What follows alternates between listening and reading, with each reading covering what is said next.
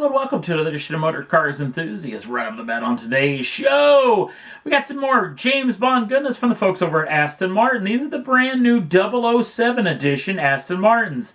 We'll start with the Vantage. The Vantage's got a ton of little Aston Martin and, not to mention, James Bond little Easter eggs. This is vehicles going back to the film in 1987 called The Living Daylights. In fact, it's got some really obscure trivia pieces in it, including sun visors that actually are emblazoned with 96.60, which apparently was the radio frequency or the radio station James Bond was actually piloting his Vantage back in that 1987 film in the famous car chase scene. So that's pretty obscure to me.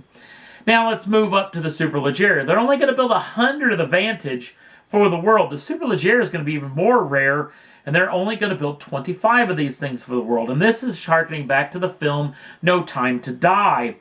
Now, these vehicles are exclusive. Like I said, 125 of these two vehicles are going to be built, 100 of the Vantage, 225 of the DBS, and they're going to have somewhat of an exclusive price tag and some exclusive goodies, including tons of 007 badging, both of them exclusively in this ceramic gray color. The starting price of this particular machine, which will be going on sale in the year 2021, so not too very far away. Production apparently is going to start very soon. The Vantage is going to have a starting price of £161,000 sterling, and the Superleggera comes in at £279,000 sterling. So you better head on down to your Aston dealership right away if you want to get your grubby little mitts on either one of these. Remember back, summer, Texas State Fair, the Ram TRX back in 2016. Well, 4 years later and a body style change later, we finally get the production version of the TRX. This is the vehicle that's going square after the Ford Raptor. This is their off-road race truck for the streets from the folks over at Ram Trucks. And not only is the whole TRX a little jab at Ford Motor Company over the Raptor, because it does stand for a Tyrannosaurus Rex or T-Rex. T-Rex obviously a lot bigger than the Raptor, which you will see in the center console if you open up there. It shows a T-Rex chasing a Raptor. But this thing isn't bigger as far as size is concerned, much like the Raptor is a pretty big truck. This is a pretty big truck too, but under the hood it's definitely bigger. No twin turbocharged V6. This one comes with a 6.2 liter Hemi supercharged V8 known as the Hellcat, but sadly not getting that maximum horsepower of 707 horsepower. A little bit less thanks to some exhaust manifolds, but don't cry. 702 horsepower is nothing to sneeze at. This thing has 650 pounds-feet of torque.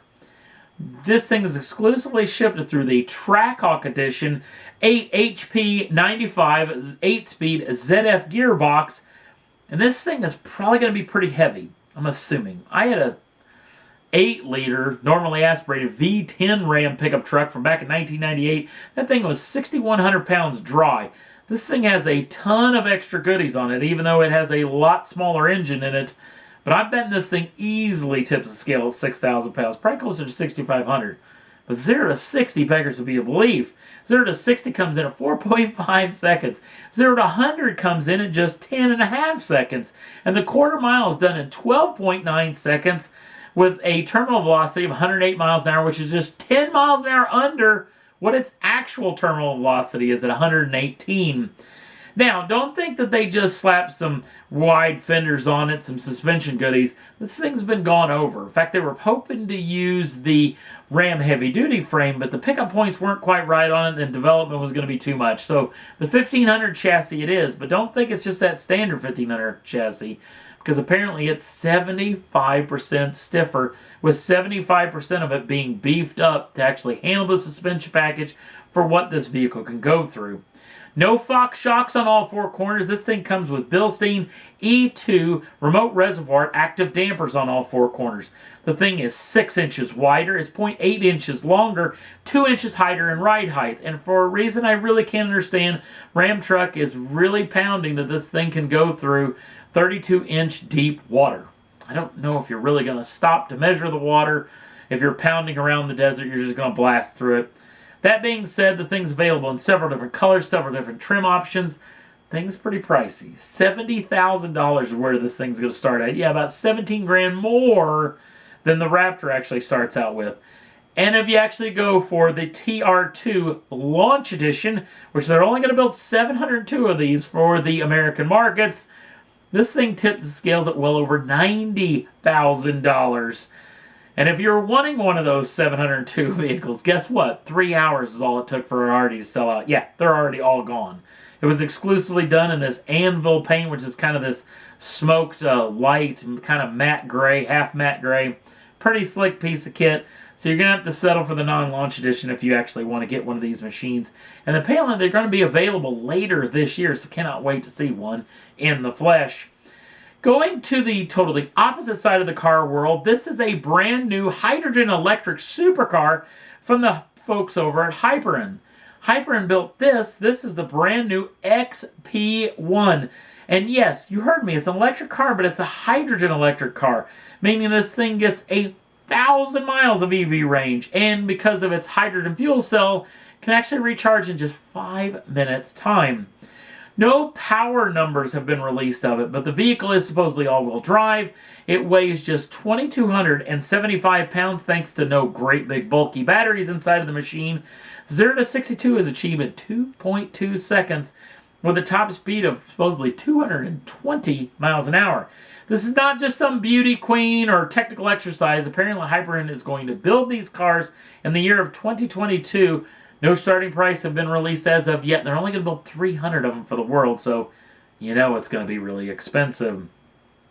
Now to our racing hunk, starting off with the folks over at the Ford Motor Company showing off the brand new Heritage Edition of the Ford GT. This harkens back to that 1966, the first big win in their big storied 1966 season, where they not only won the 1966 24 Hours of Daytona, they actually finished 1, 2, and 5. Actually, in 3 too. It's actually what they actually finished: 1, 2, 3, and 5.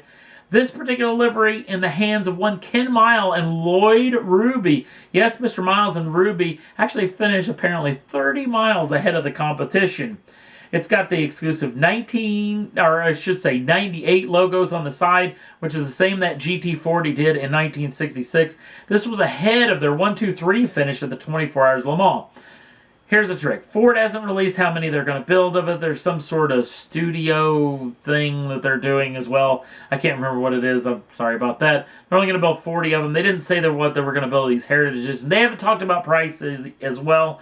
I'm assuming the Heritage Editions that they've done before, it's probably going to be roughly in that same price range. And they'll probably build roughly the same amount of them as well. So we'll know a whole lot more coming very soon. The little crosstown rival to this particular machine, the folks over at General Motors, are going to have the pleasure of pacing the Indianapolis 500. Yes, normally happening in May. Now it's going to be happening in August, thanks to the virus. August 23rd. In fact, just in 4 days' time of the taping of this particular program. And they're actually going to be an Andretti on the pole. Marco Andretti, big congratulations to him. Did something his uncle, his father never did, but his grandfather did. One Mario Andretti. It's going to be cool to see the greatest spectacle in racing. And last up on the list, if you're a big fan of Formula One, and you're a big fan of some teams in Formula One, every team has signed the Concord Agreement, means that all those Formula One teams will continue on through the year, or well, for at least the next 5 years for this Concord Agreement. So good times for the folks over at Formula One. And that's all there was I thought was worth talking about for this edition of Motor Cars Enthusiasts. Don't forget to like us over on the Facebook page. Links down in the show notes.